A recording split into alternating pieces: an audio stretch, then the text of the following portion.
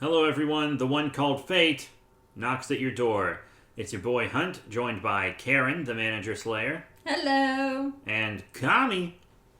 Hi guys. He wiggled. You couldn't see it, but he was doing a little wiggle. A little shimmy, a little shake. A little thing of himself. And we're back with another D&D episode, just a story time episode like the first couple episodes of the podcast were.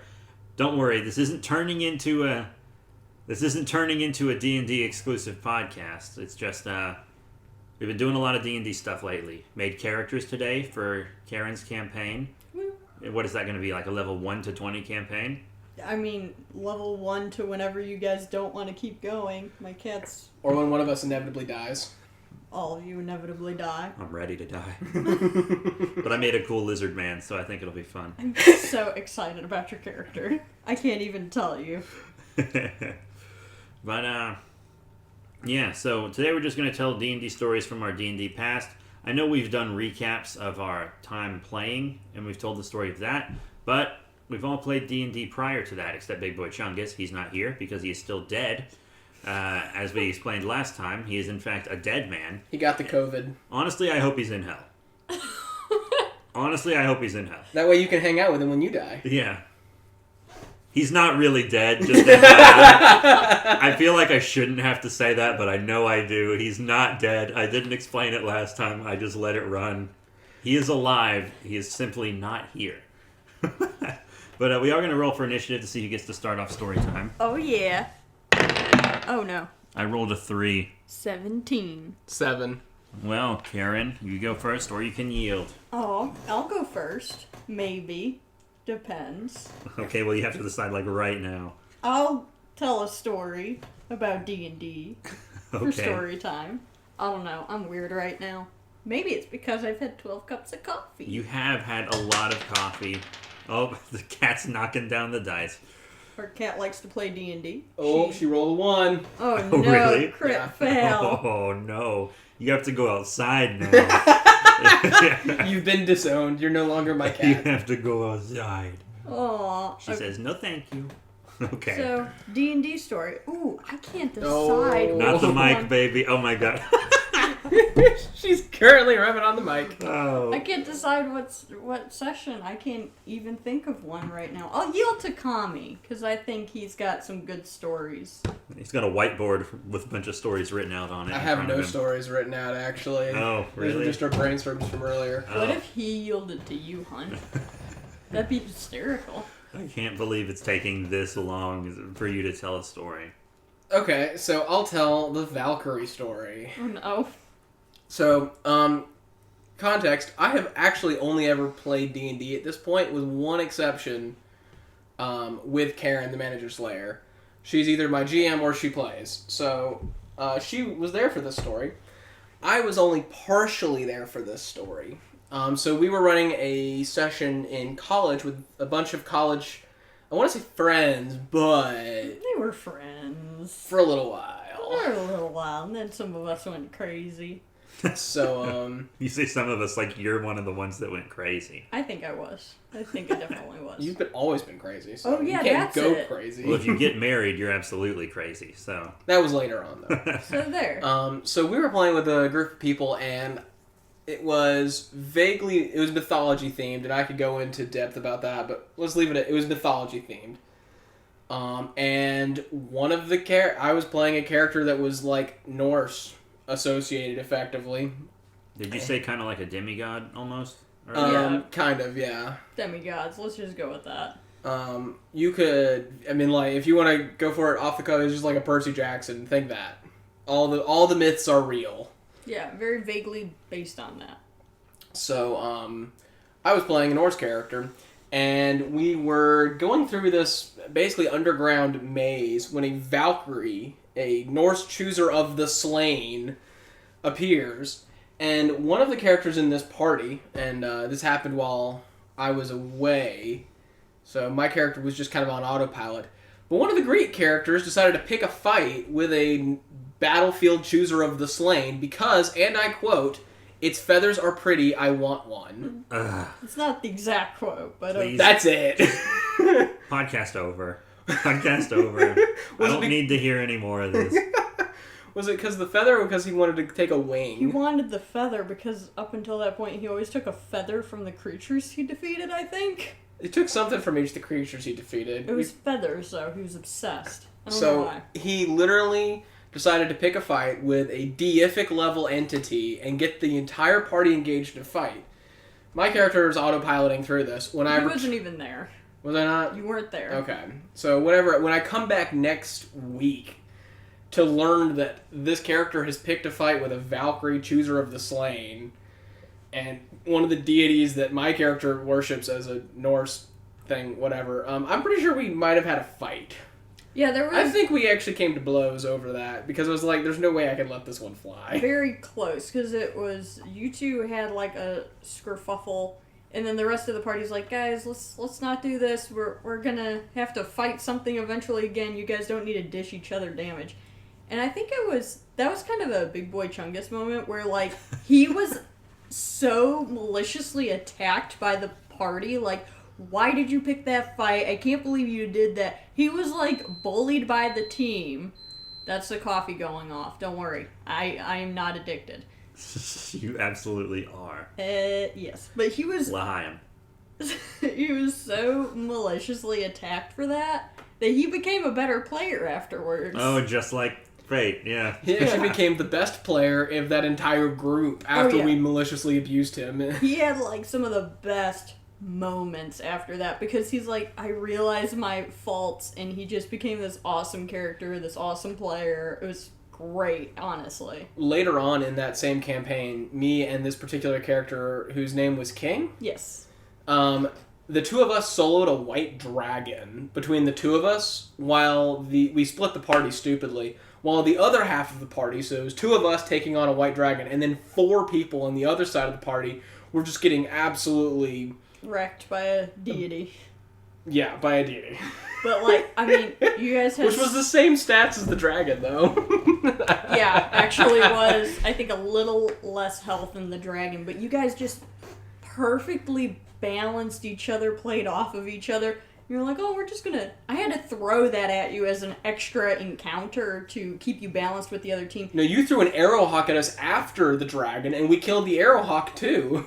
Yeah, I kept throwing stuff, but they played so well together, and they were like, oh, okay, like 2 seconds to decide, you do this, I'll do this, and it was beautiful. He became one of my favorite people to play with after that whole Valkyrie run-in. Oh yeah, well he just, he did really good. Mm-hmm. It was a beautiful transition. I suppose that was kind of the theme of that story, was beautiful metamorphoses of characters based on party bullying. That's how we do it around these parts, apparently. Yeah.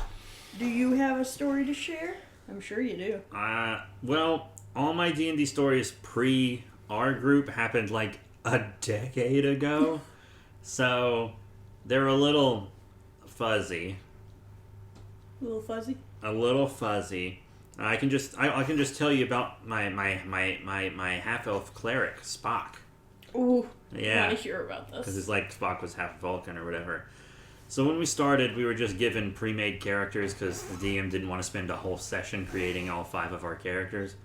So I think I just let everybody else pick and then I took what was left. I'm not sure. That seems like what I would do, to be completely honest. But I got a half-elf cleric, and he just became sort of a god. He was so, like... He was one of the only 2 characters to survive all 4 years of my high school in our group. It was me and a Dragonborn Paladin, and that's all that survived. And he actually became such a high level that a friend who was in that group now uses him as an NPC to guide his D&D campaign people. So he's still alive and well, but just way too strong to be played. Because like it got to the point where we couldn't do dungeons and stuff anymore with undead things. Because I would walk into the room and undead things would disintegrate from either my aura, my sun sword.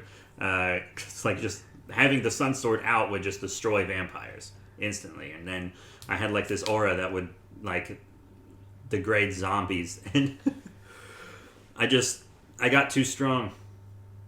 And I replaced God. Not just in game, but you ascended. In real life, absolutely. I am the Lord. I Oh, my love that word. you couldn't even do dungeons anymore. That is hysterical. Yours is the character I wish I could have in Skyrim. Because all the Draugr, all the time. Nothing but Draugr. Fetch Skyrim. quests. Fight Draugr. Skyrim's actually a lame game. At me. Oh, Great gameplay, though. But the quests were nothing compared to Oblivion's. Oblivion is beautiful. I can't wait for Skyblivion to finally hit. Should we Yeah. just turn this into a Skyrim? This is a Skyrim-only podcast now. We only talk about Skyrim. Screw tabletop games. Todd Howard has actually just ported Skyrim from the computer to real life. To our lives, specifically. Oh my gosh. But yeah, he just ascended. So I'm really happy to know that my first character is out there still doing stuff. And also, since he was just a pre-made, he wasn't super cringy. He was a little cringy. How was he a little cringy? Well, he crossed his fingers during his clerical oaths. He's got a bit of an authority problem because he was forced to join the church by his family, like as a legacy kind of thing almost. He didn't want to, he believed in the gods and worshipped the gods. He just didn't want to Dedicate his life to them. Yeah, he wanted to be his own dude, which is kind of why he is adventuring. But, I'm sensing some projection here. yeah, he used to pee on statues because he had an authority problem. Oh my gosh. So that's a little cringy. Yeah. So in New Towns, he'd pee on a statue. And one time this priestess came up while I was mid-urination on a statue. And she was like, "Hey, you, cleric." And I was like, "Oh, no." Just trying to put it away. And she was like, "I need your help." I was like, "Ooh, in the clear." And then I got this side quest that no one else had or knew about where I just had to I had to teleport orc heads back to her and she'd teleport me gold. So I always had a ton of gold and no one knew why. Because every time we killed an orc, I would just slyly teleport its head away. And I had this code phrase or something I would tell the DM for the teleporting the orc stuff back. And then I just had a ton of gold all the time. That Whoa. is beautiful. Whoa. I got a couple of questions here. A, Shoot. what statue are you peeing on? B, why did you want orc heads? I think it was the statue of the town founder. Oh my gosh. Excellent. Jebediah Springfield or something like that. And then why did you want orc heads? I need to know. I don't remember. Something about... I don't remember. She clearly did not like orcs. Maybe some Goblin Slayer style vendetta. I don't know. Oh, yeah. There we go. Oh I don't my remember. This goodness. was when I was a freshman in high school is when I got that quest because it was real early on. It was my first year, I know for a fact. And it just So- stayed true the entire 4 It years. just stayed true for 4 years. I was Wow. like an orc serial killer, but not entirely. Not entirely, because there was an orc we played with a lot, and he was pretty cool. But I'll get to him later. I'm gonna pass it off to you, son. I'm pointing at Karen for the Yeah. record. No one can see me That's okay. with my crooked Bela Lugosi fingers. I'm just still trying to wrap my head around the orc thing. I'm surprised no one ever was like, "Hey, you cut off a lot of orc heads. What's up with that?" But moving on, I want to tell a good story about one of my favorite players that I ever had the pleasure of GMing for because he was hysterical. Flocka. And it's probably not the story actually that Kami's thinking of because he was in that group, of course, and it was the loosely inspired mythology Percy Jackson D&D, where we had two groups kind of working simultaneously, where Kami's character would go between the two because we're married, so of course he's always around, and I love having him in the game too because he's a really good player and knows what he's doing. Oh, thanks. Well, hi, I'm Good for you. So- celebrating. In the second group, it was him and two other people. Paul Bunyan. was in that group. We're just which- gonna call him that on the podcast from now on. Yeah, Paul Bunyan. That's his new name, unless I get tired of saying Paul Bunyan and then I'll say We're calling the other boy Flyboy. Flyboy. Yeah, Flyboy is going to be our third for that group. Which this story is actually about Flyboy because he was hysterical and sometimes he just rolls so well that I can't even throw something big enough at him to kill him. So they were going on to this middle plane where they had to take out obelisks and free the deities that were trapped inside of them. And that sounds really weird now that I say that aloud. Anyways, so they went in and they were doing these obelisks. I mean, they were just tearing through them. Paul Bunyan, Flyboy, and Kami were just brutally efficient. So I'm like, oh, let me throw kind of a crazy one at them. So around this one was like a huge moat that, you know, it was like dark, murky water around this obelisk. And they're like, well, we can't get to the obelisk and attack it because of the moat. So they were like approaching it and looking inside, and that's when this big old kraken came out. Well, actually, it was like a baby kraken. Oh. Yeah, I loved it. And so I planned this. I'm like, oh yeah, this is definitely gonna give them, you know, the worst time ever. Well, Flyboy was his parentage was like a weather deity, a Chinese weather deity. I can't even remember the name of it right now. And he was like... Guess we'll have to play Age of Mythology to remember. Yes. Yep. He's like, oh no, we have to, you know... It was like Ao Kuang or something like that. Yeah, that sounds right, actually. So I think Kami was trying to take a hack at it, and Paul Bunyan was trying to do whatever. Came around to Flyboy's turn. And he's like, ooh, I'm going to use my weather ability to try to dry up some of the water or something like that. Rolls a 20, just, you know, every time. And I'm like, oh no. Dehydrates all his enemies. He rolled like 3 subsequent 20s. Yeah. Wow. It was like 20 for can he do it, 20 for what's the level of success, 20 for what's the effect on the Kraken. Yeah. I mean, it was just simultaneous destruction. Yes, it was 3 20s in a row. And I was like, well, I have to reward this. So he dries up the entire moat, and then the Kraken just starts kind of floundering and dries out and died. Oh no. We kind of sat there on the side of this once moat for like 2 hours waiting for the thing to expire because... Poor baby. It was too dangerous to get close to put it out of its misery, but... Could have taken a short rest. I think we might have. I think they did. And then they were like, oh, let's long range it. And for some reason, he couldn't land a hit. Kami couldn't land a hit. No one could land a hit on this thing. So they're like, well, I guess we'll just wait until it's done, you know, drying out. Because it was flopping around like a Magikarp, so you couldn't hit it because you couldn't predict where it was going, probably. Yeah, because it would, like, hit them every time they got close. So I was like, well, I guess I'll throw another enemy at them. And then, again, Flyboy, he was a monk. He's like, oh, okay, I know what I'm going to do for this. I'm going to punch it, like punch its face in. And again, he rolls 20s. It was a giant, like, worm thing that if you touched it, it caused fire damage. Yeah. He needs to get those dice checked. Someone's got some He was using my dice. He's using your dice? He didn't have his own set. I don't think then, yeah. So he was like, oh, I'm going to punch it in its face. And he ended up rolling like 3 20s in a row again. Oh my god. And so he like burrowed his way through its face out the tail of this thing. And he's like, you know what I want to do? I want to harvest the fiery parts and make punching gauntlets out of them. Which Paul Bunyan was playing a crafting god, so that worked out perfectly. So he ended up like having fire fist punchy gauntlet things after that. And I mean, that was his thing. He would just punch something into oblivion.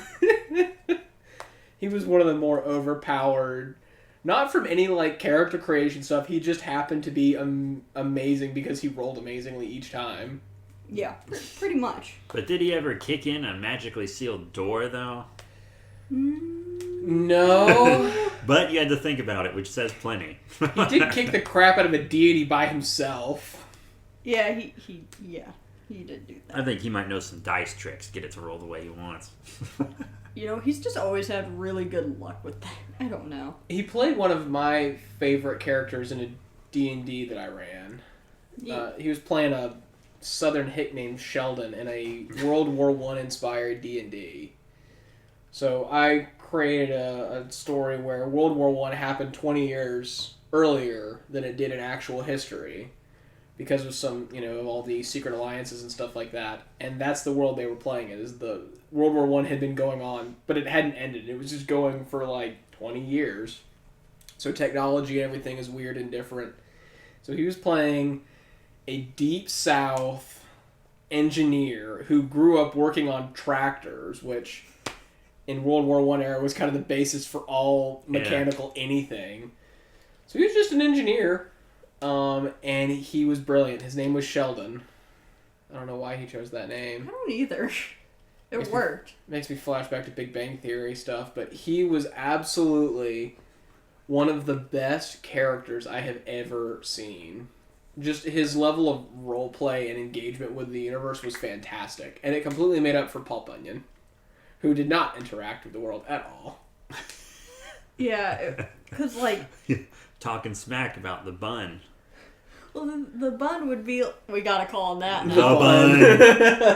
The bun would just be like, oh, I interact. But, like, Sheldon, or Flyboy as Sheldon would be like, goes up to a person, whipped out an accent. I mean, he would, like, talk to the NPCs, not just be like, I talk to NPC.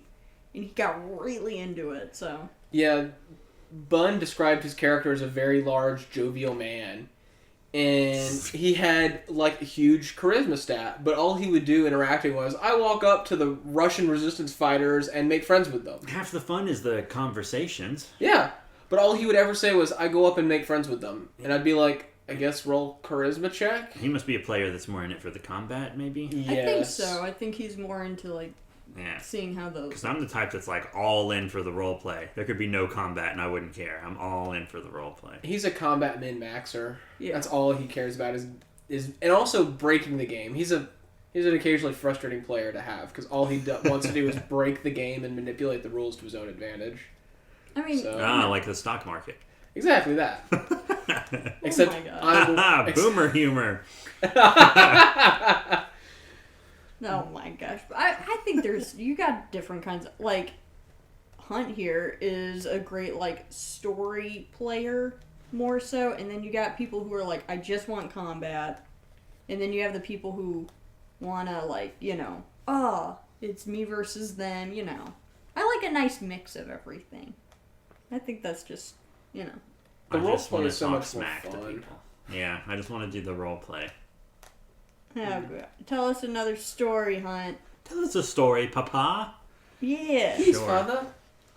Sure, I have a whole list. What about one of my players who used to cheat all the time? Ooh, yes. I want to hear this. I have multiple player cheating stories. So there was this guy. He was real into it, but he was a little insecure. I think maybe because of his physical appearance. I'm not going to specify the appearance, but I think he was a little insecure because of his physical appearance. You know who I'm talking about, so you know. Can confirm. Yeah. So he would always try to impress people and always wanted to be the best person doing anything that was... Whenever he was doing something, you wanted to be the best person at it. Not that that's necessarily a bad thing, but when you want everyone to think you're the best and not just want to try to strive for the best, it's kind of a different thing. You know what I'm saying? So what he would do is look up dungeons online, take his character home. I just left my character with a DM, like I do with you. Yeah. I'm not going to do anything with it. But he would look up dungeons and stuff, read through them, be like, oh, my character could beat that, and then give himself the experience points. What? Yeah, and then come back several levels higher the next week and think no one would notice. And then the DM would be like, why is your character leveled up so much? And he'd be like, oh, I read... He would just be straight up transparent about it. He would just say what he did. Like it was no big deal. He was like, oh, my character could definitely handle that. And then the DM would, like, kill off his character. Like, Good. actively try. I mean, when you're doing that, you're cheating. So if the DM's actively trying to kill you off, then I'm not going to say anything. Normally, if the DM is actively targeting one character, I'm like... That's a problem. That's not cool. But if you're legit cheating, like every time he'd do that, he would just get killed off. And it's like, dude, learn your lesson. He was getting a new character like every 2 weeks because he was doing that stuff. Jeez. It was wild. That's a weird level of cheating. I know people who will like fudge their stat numbers or... Yeah, I just rolled a 19 and try and swipe the D20 off the table before anybody can see what they rolled. Like, Yeah. that kind of cheating is almost like... It's not good, but it's kind of expected. Like, it's the normal run-of-the-mill cheating. But taking your character home, running him through a campaign by yourself, and awarding yourself experience points, that's a different level of... And the worst part is it didn't make sense story-wise because he would do it while we were in the middle of a dungeon. Right! Look, my character's actually teleported out, goes through this entire other quest line, teleports back in at the exact moment that he teleported out. Like, come on. But, Jeez. we did have another cheater, a lady cheater. Ooh. And she would do that thing where she would roll the die, and if it was anything under a 10, she would, like, scoop it up real fast and be like, it was a 20, and always claim it was a nat 20. Every time. Not even something realistic. A nat 20 every time. Oh my god. And we'd watch her, and I'm like, that was a 7. Absolutely, I saw it. That was a 7. That was one digit. It was a 7. So how did your GM handle that?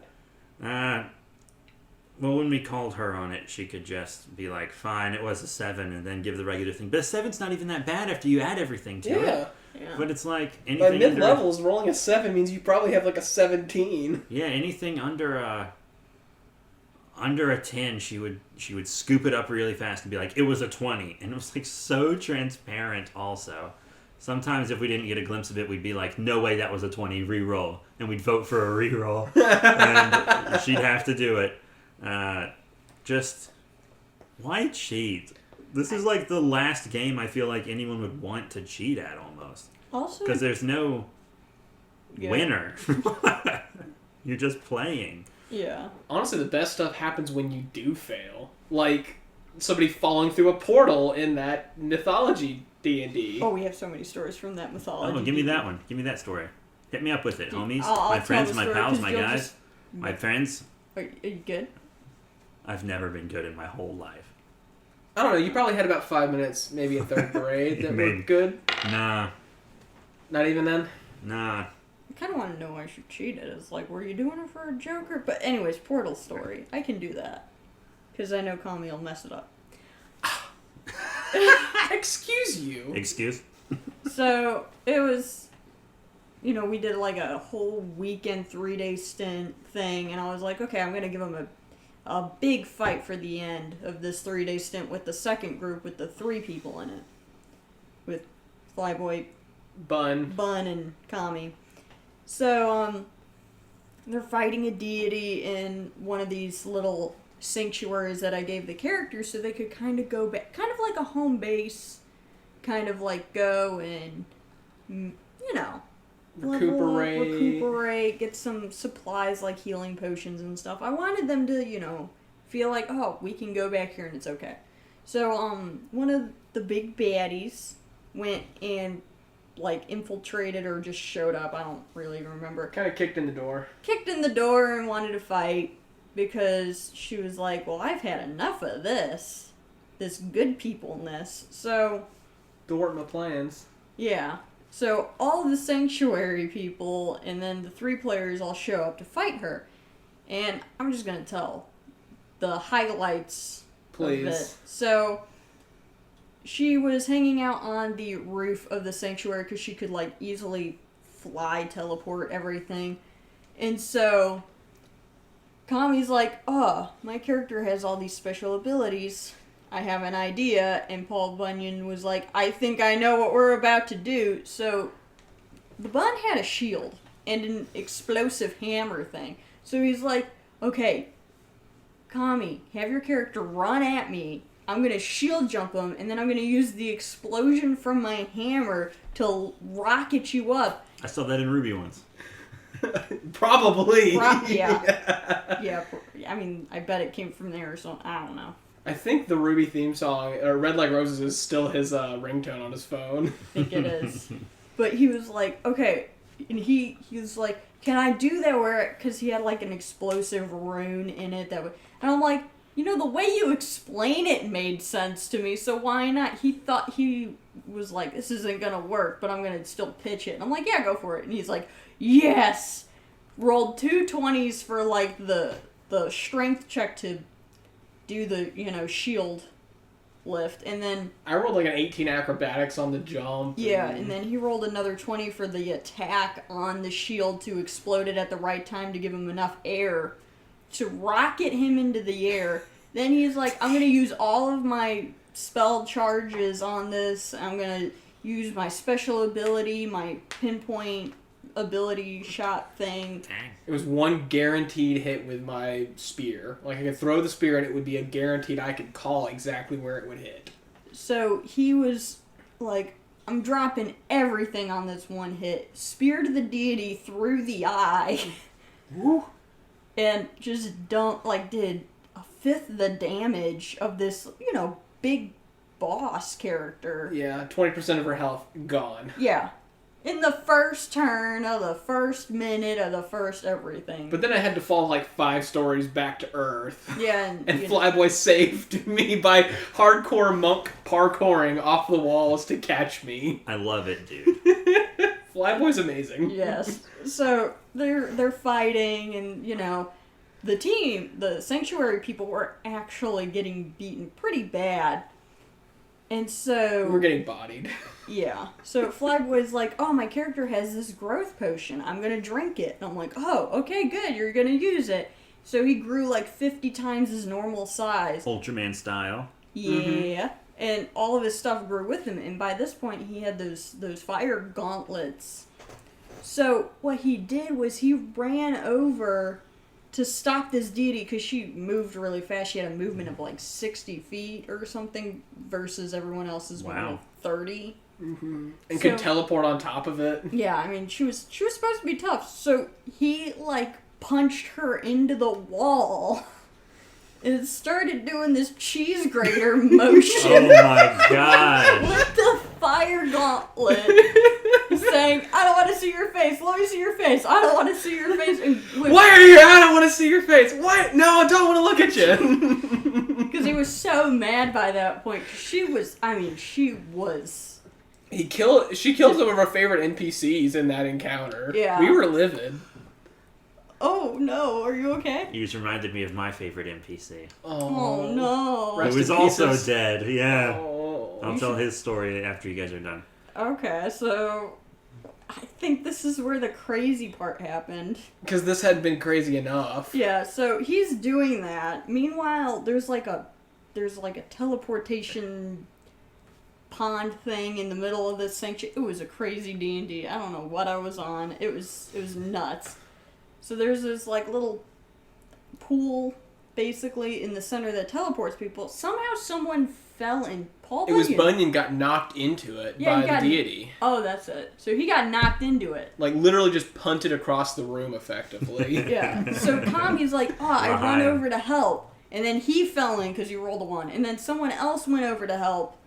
There's an NPC tried to bail us out, so we're falling through this portal, and unless you have a mage directing it, you just fall into infinity. Yeah. Effectively. So this was death. Yeah, so the NPC went over but barely rolled enough to kind of keep them from falling too much farther, but couldn't get them out. We were a chain of people. The NPC was holding on to my ankle. I was holding on to Bunyan's ankle. While this holding NPC... on to Bunyan's. Exactly. While this NPC is also riding a giant possum. I love it. That is precious to me. It's one of my favorite animals in the world. Mine too. And it worked for the character because possums like grapes apparently. Oh, GURPS. So, this is a... the possum was huge, obviously, if someone can ride it. So, Flyboy was, cheese grating the deity, and then he's like, oh no, my friends are about to die! So, the ground was covered in water. It was supposed to be water, but, everyone's like, no! Someone peed themselves. The way Karen described it, it sounded like this character had peed themselves when they were just, trying to cast a water spell effectively. I feel so stupid right now. But basically, yeah, it was supposed to be a healing springs thing, spell. Sounded like she peed herself. So I was like, oh, it was water everywhere, but then they're like, no, we're silly and it's midnight. We're gonna be dumb. So he was like, okay, I have to save my buddy. So Flyboy's like, I'm gonna kick off of the wall. I'm going to kick the deity who's against the wall, but I'm going to kick off the wall at the same time. I'm going to slide through this spring water. I'm going to grab the possum, and I'm going to stick it in the portal so it can save my friends. Incredible. And he described it that way. He's like, I'm going to kick the deity, slide this, grab the possum, stick it in the portal. Yeah, so I was like, okay, just roll. I give up at this point. And it was like, he rolled a 16, a 17, an 18, and then a 20. And I was like, how do you keep doing this? You had him roll on the kick, roll on the slide, roll to grab the possum, and then roll to see if the possum successfully grabbed us and pulled us out of the portal. Yeah. Insane. I love it. So tell us your story. Okay, that you remembered. Yeah, I added it to my list here.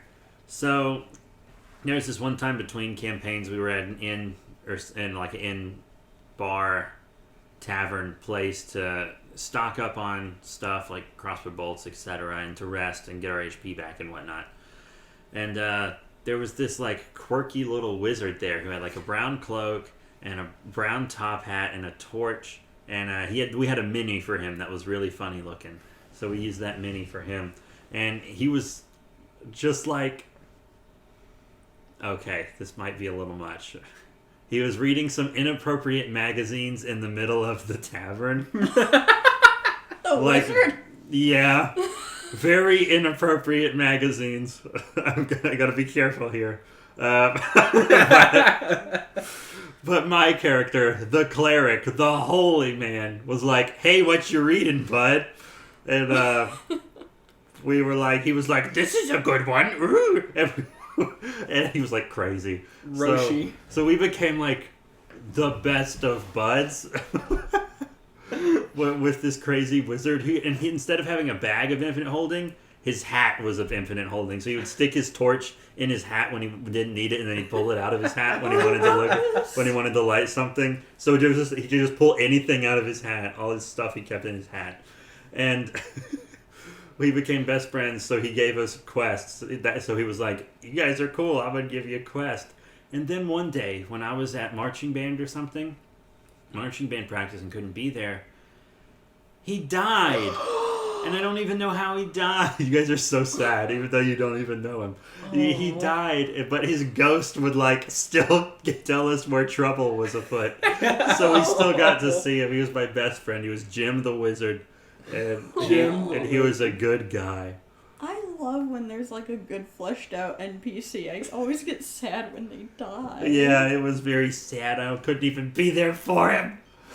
Oh, you God! You would have died if you were there. Moment of silence for Jim the Wizard. Thank you. Well, I am. That is so sad, though. I know. I miss him every day. Not every day, because obviously I just remembered him when you were. We've reawoken the pain. During high school, I missed him every day. When you did remember him. Yeah. Aww. Good times. I love getting attached to an NPC. Yeah. And then a character like Paul Bunyan will mess up and then blind that NPC on accident. Oh, no. Yeah, the one riding the possum got blinded in that fight. Because Paul Bunyan, like, crit failed. Like, on punching the deity. It was a stupid play. He had a potion of, like, holy light, effectively. Think, like, at the end of Lord of the Rings, Frodo's got the light of that star in a glass vial. Paul Bunyan decided that his character was going to try and stick that thing in the deity that we were fighting's mouth, and then uppercut the deity's jaw so it would chomp down on the... It was... stupid, but he immediately crit failed the thing and broke the glass all over and ended up blinding the NPC buddy with broken shards of glass. Because the NPC buddy was like holding down the D&D, like full Nelson in the D&D. The deity? The deity, sorry. Yeah, I was thinking, excuse? Yeah, so sorry. She ended up going blind for a little bit until they did a side quest to restore her vision, but I mean, it was just like, she almost died, and I'm like, oh, well, she did what she had to. At least there wasn't a genie there, right? I didn't think, I'm not gonna lie, the way you said it, I thought you were lying. Like, I thought you were just making a joke. Nope. That is occasionally difficult to tell with you. The genie was real. That should be the next merch. The genie was real. The genie was real all along. Well, I mean, like, I don't know, the way you were like, oh, is a genie there? And I was like, oh, that's funny, a genie. And then it was real, and I'm like... Yeah, that's not the only time you freaked out during that session, because there was also when... because we were sitting there and the cat jumped up on the windowsill. Oh yeah. And I was like, Karen, look, it's a kitty. And you were like, I need it. And you like tried to go outside and touch it and like brought the whole campaign to a halt. I love cats. Cats are babies and angels and are perfect. Agreed. Oh my gosh.